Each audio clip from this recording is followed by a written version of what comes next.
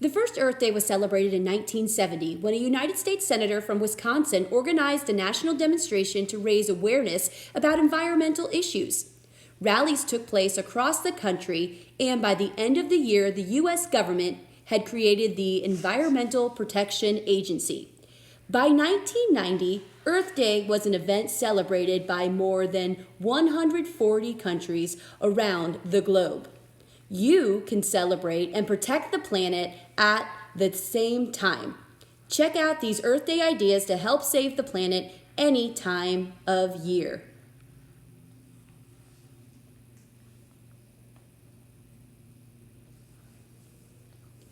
Researchers estimate roughly 15 billion trees in the world are cut down each year. So help offset that loss by planting a tree of your own. Trees absorb carbon dioxide and release oxygen for people to breathe. They also provide shelter and food for animals such as squirrels and owls. Depending on where trees are planted, their shade can even reduce the need for air conditioning in hotter months. How many more reasons do you need to go green? Hi guys, happy Earth Day. Today is April 22nd and it is Earth Day. So we're going to continue talking about Earth Day. And earlier this year with our Mars project, we talked about trees and how important trees are so that we can get oxygen. And it's very important that we plant new trees as we cut down trees. So today what I want you to do is you're going to take a nice walk around your yard, or you're going to take a look out your window, and for your assignment today you're going to be counting your trees that you have in your yard, and then we're going to be doing some multiplication with them. So I can see here I've got 3 good trees right here. I've got another couple of trees right here. I'm not going to count these bushes, although they do give off some oxygen, not as much as these trees. So what I'm going to have you do, get on outside and go around your house and count how many trees you can find in your front and backyard. If you just want to look out your front window and your back window and count how many you can see, that works as well. All right, so that's what I want you to do, and then I'm going to tell you exactly what to do with those numbers. So I went around my house and I found out that I have 26 trees in my front and backyard. So then I did a little research and I found out that one tree, an average tree, can produce about 118 kilograms of oxygen per year.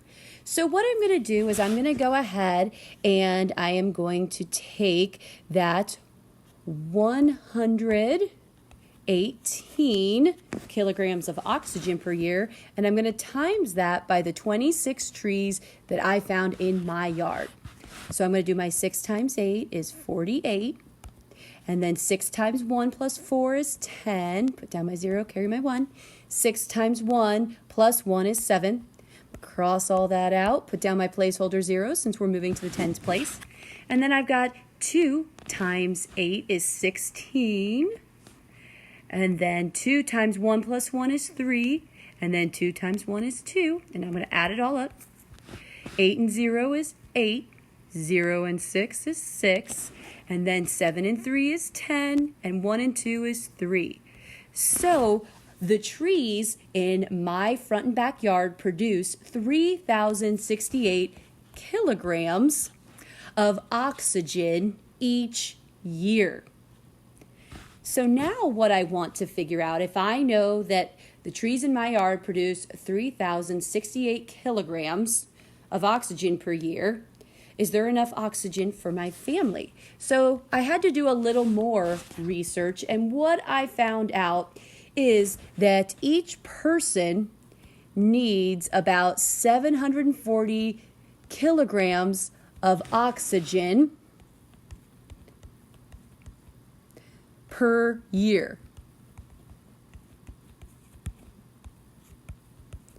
So now what I'm going to do is I would take my 740 kilograms that each person needs, and I'm going to times it by the 4 people in my family.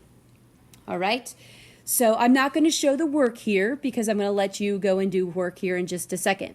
But then once you are finished figuring out how many kilograms of oxygen your family needs, then what I want you to do, I want you to go back to see how much oxygen the trees produce, and then take a look at how much you need.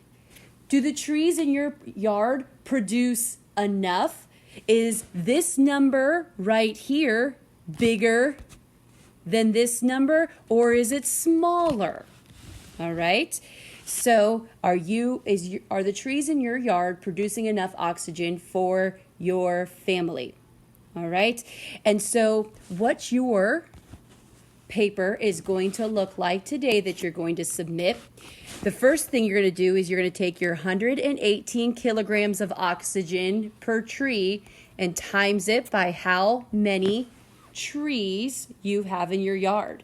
Then you'll take your 740 kilograms of oxygen that a person needs and times it by however many people are in your family. So this might be a 4, or this might be a 6. Who knows?